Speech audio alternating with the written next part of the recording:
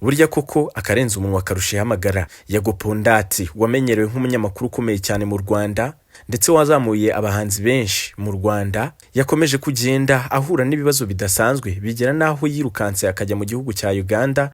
Kuri ubu ngubu akaba hamaze igihe kirekire. Avuga ko ngo urwego rwa RIB rubifitemo uruhare ndetse ngo ko atinya kugaruka mu Rwanda ngo bitewe n'urwego rwa RIB, ngo ndetse ngo ikibazo cye cyakabaye cyarakemutse kera, ngo ahubwo ngo urwego rwa RIB ngo rwakomeje kumwirengagiza.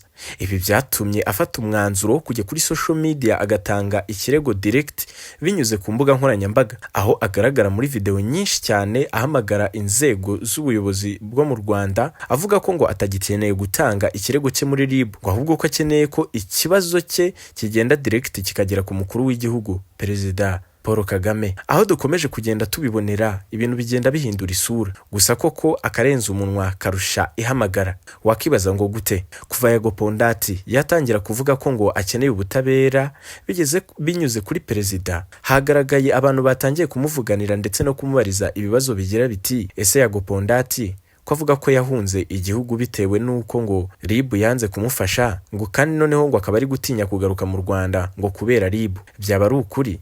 Byaba bimeze bite? Ngo ese harabura iki?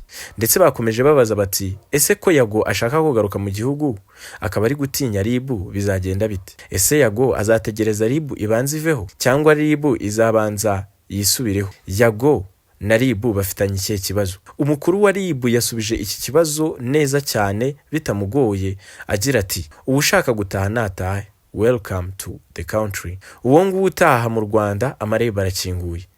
Ese niki gituma atataha? Ngo ntacyo mfite cyo kubivugaho, ariko niba ari ugaruka agaruke. Yongeye nanone agaruka ku bijyanye no gutanga ibirego ku bijyanye n'imbuga nkoranyambaga, avuga yuko ngo hari abantu baza bagatanga ibirego kuri RIB cyangwa se mu nzego z'ubuyobozi, barangiza nyuma bakongera bakajya gutanga ibirego no kuri social media zabo. Ibi ngibi iyo bimaze kugera kuri social media bifata abantu benshi, hamwe hagenderamo benshi cyane bitewe no gukwirakwiza urugambo cyangwa se kuvuga amagambo menshi cyane bakiterera mu byo batazi.